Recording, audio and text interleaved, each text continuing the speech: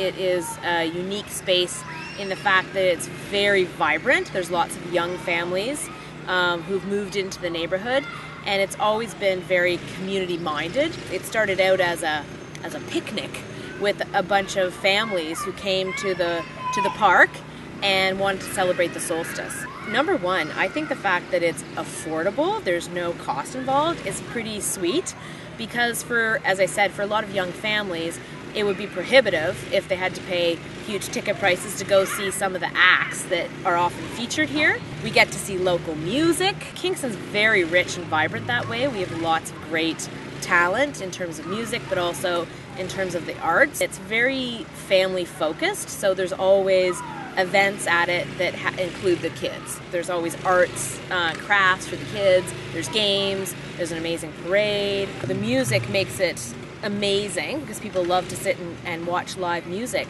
But then also, as I said, to really celebrate the arts and see who is creating what in your community is amazing, because I do feel like often that's an area that doesn't get focused upon, and I think it's great to expose our kids to that and help hopefully develop their creativity.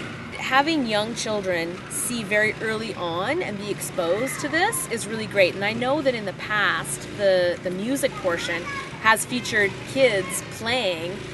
They're not necessarily at the peak of their maturity, but it's awesome to see that they're going to be risk takers and get up on that stage, and it's a totally supportive environment. So they get really, I think, a sense of specialness that they were able to get on that stage and perform.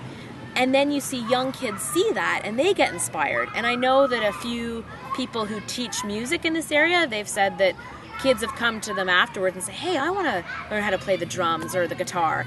And so again, to build on that in the arts, I know that there's one person who brings a pottery wheel, and the kids get to actually partake in that and get to talk to the artists. And so I think it's about exposure and accessibility. I really love the music aspect, so I'm excited about some of the bands that are going to be here. So Soul Jazz Orchestra and the Lemon Bucket Orchestra, and of course the Gertrudes. They're always amazing to watch and dance with. And I'm also really excited about someone's going to create a cardboard village, and I think that just sounds awesome. You create this amazing art piece together, and really it's about enjoying it in that moment, and then it's gone. So I think that's kind of a neat concept, and I think it's called Cardboardia. I'm excited about that. I think that's really great. I want to see how they're going to do it, and I'm just hoping that the sun shines.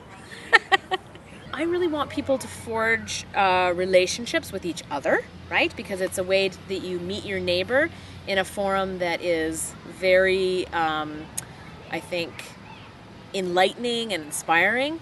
And so I want people to feel like they have found some community, and that they also have heightened their appreciation of the arts. One thing I think that's really unique about this festival is that it actually allows for people to come who may not have that opportunity to see live music.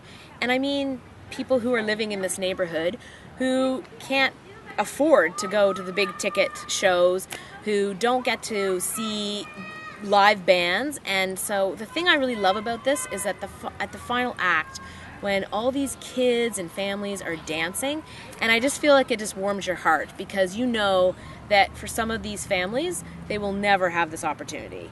And so for me, it feels very, as I said, very accessible, and I would never want that to change.